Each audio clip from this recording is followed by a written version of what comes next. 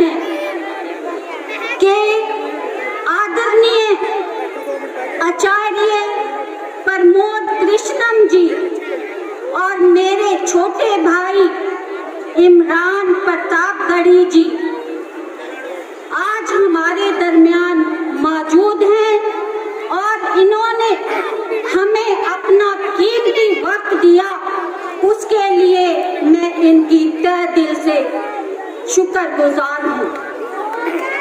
मेरे भाइयों, मेरी बहनों, मेरे बुजुर्गों, आज मैं आप लोगों का ज्यादा वक्त नहीं लूंगी क्योंकि मेरे इम्तिहान में अभी कुछ वक्त बाकी है।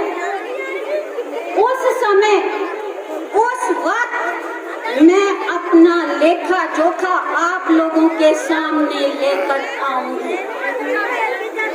पर आप लोगों को एक बात मैं बता देना चाहती हूँ कि आज जो अकाली दल के करिंदे वार्ड टू वार्ड जाकर स्पीचेस दे रहे हैं और कह रहे हैं कि हम अपनी जेब से खर्च करके पूरे मलेरकोटला की सड़कें बना सकते हैं, मैं उनसे पूछना चाहती हूँ कि वो 4 साल पहले कहाँ थे?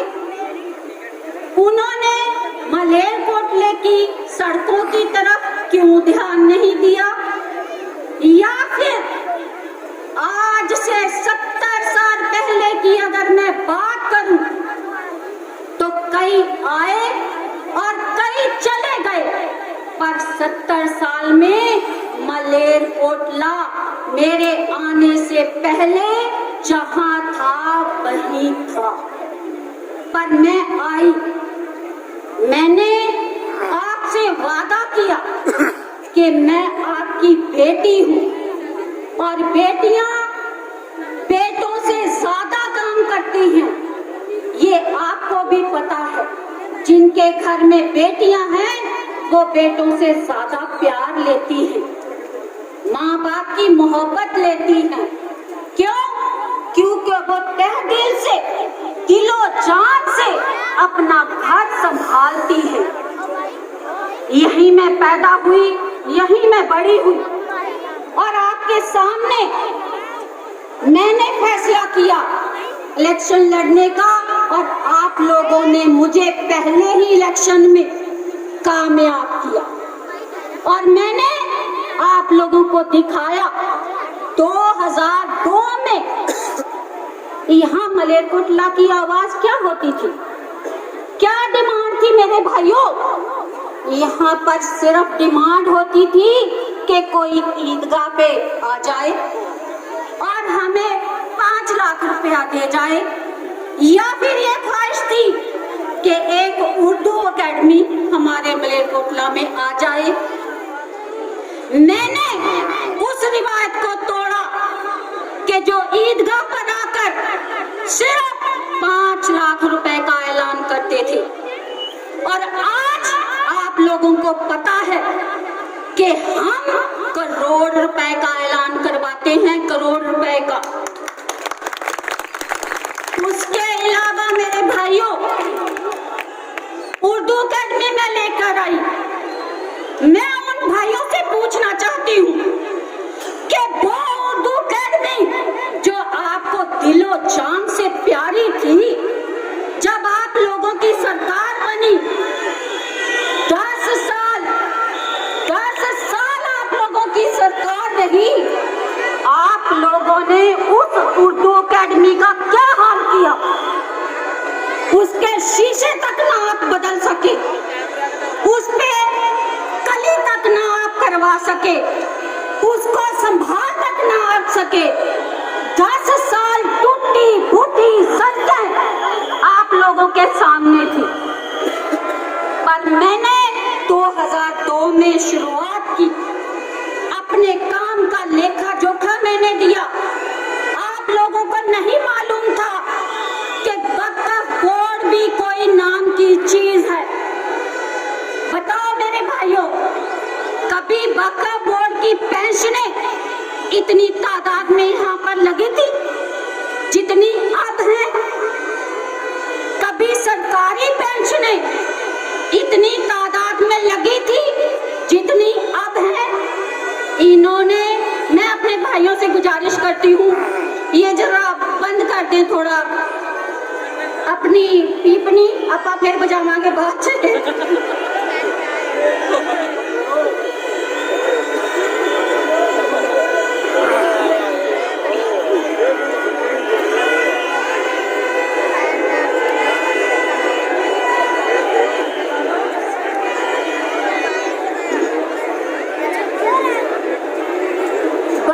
हमारे पास कमी है क्योंकि मेरे भाइयों ने बोलना है, इसीलिए मैं बहुत जल्द आप लोगों के सामने अपनी स्पीच को खत्म करना चाहती हूँ, तो प्लीज डिस्टर्ब ना करें।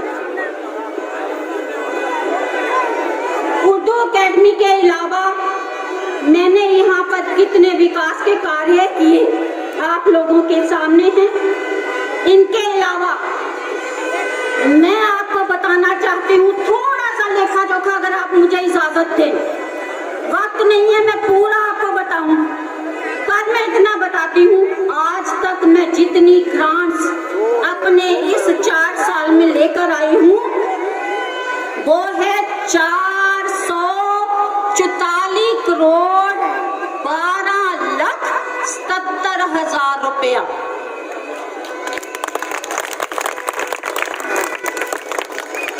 444 करोड़ 12,77,000 रुपया किसी की जेब में है? कौन है माई का लाल जो शहर में इतना पैसा लेके आएगा? ये मैं जुबानी बातें नहीं कर रही हूँ, मैं इसकी एक किताब छपवाऊंगी और अपना लेखा जोखा सबके सामने रखूंगी। आप लोगों को पता है हम कभी झूठ नहीं बोलते, इसीलिए आप लोगों ने मुझे दोबारा जिताया।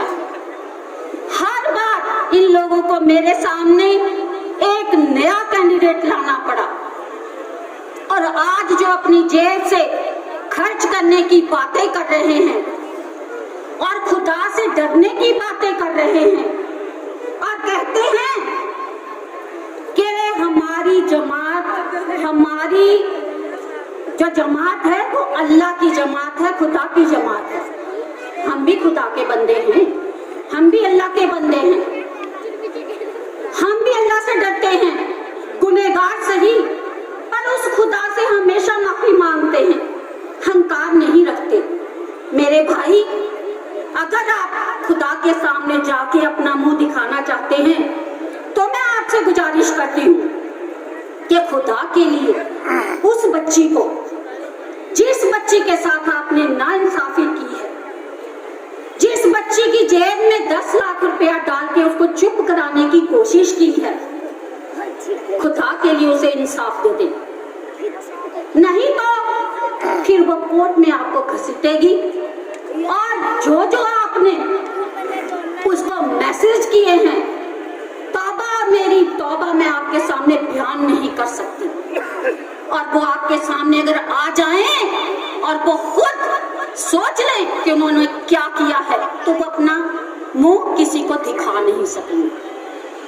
उस बच्ची को इंसाफ दें, खुदा फिर खुश होगा। उनको इंसाफ दें जो आपकी फैक्ट्री में काम करते हैं, जिनको महज आप 5,000 6,000 रुपया देते हैं, आज डीसी रेट भी 10,000 से कम नहीं। उनकी दिहाड़ी, उनका हक भी आप खा रहे हैं, उनको इंसाफ दें। अगर आप कुछ करना चाहते हैं तो उस गरीब के घर में रोटी दें जिसके 2 वक्त की रोटी नहीं पकती।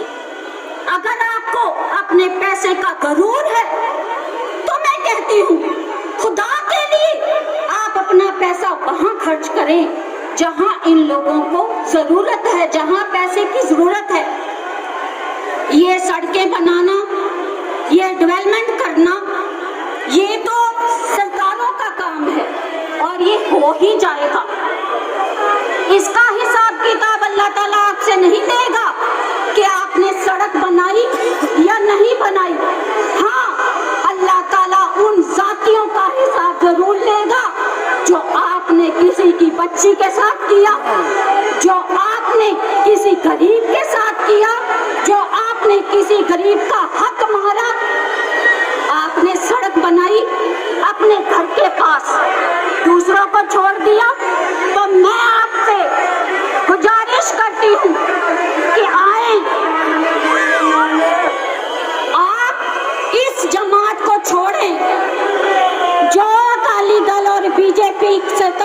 रखती है।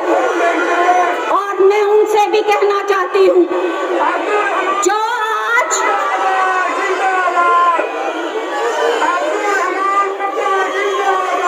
भैया प्लीज प्लीज हमें पता, थोड़ा खामोश हो जाएं। मैं उन लोगों को भी कहना चाहती हूँ जो आज आप पार्टी के साथ जुड़े हुए हैं। शाहीन बाग में हमारी औरतें, हमारे भाई इतने दिनों तक बैठे रहे, किसी ने जाके उनकी खबर ली? क्या अरविंद केजरीवाल वहां पर गए? मैं आपसे अपील करती हूँ, ये हमारे वकार का सवाल है। अपने वकार को, अपने ज़मीर को देखो और उन लोगों का बाइकआउट करो जो कभी आपके साथ आकर खड़े भी नहीं हुए, ना शाहीन बाग में खड़े हुए, ना आपका दर्द जानने यहाँ पर आए जब आप हमारी औरतें यहाँ पर उसके खिलाफ लड़ रही थी। तो आओ मेरे भाइयों, मैं आपका ज्यादा टाइम नहीं लेना चाहती, मेरे पास बहुत बातें हैं आप लोगों को सुनाने के लिए, आप लोगों को बताने के लिए, लेकिन वक्त की पाबंदी है, इसलिए मैं ज्यादा नहीं बोल सकती। मैं आपसे ये वादा करती हूँ कि मैं और मेरे शौहर, अभी मेरे शौहर को थोड़ी कानूनी मजबूरियां हैं, इसलिए वो आपके सामने नहीं आ सकते। काश ये इलेक्शन 15-20 दिन लेट हो जाता तो वो बताते आपको इन सब का कच्चा छिट्टा जो बोलते फिर रहे हैं। इंशाल्लाह ताला 15 दिन बाद वो भी मैदान में आपके साथ होंगे।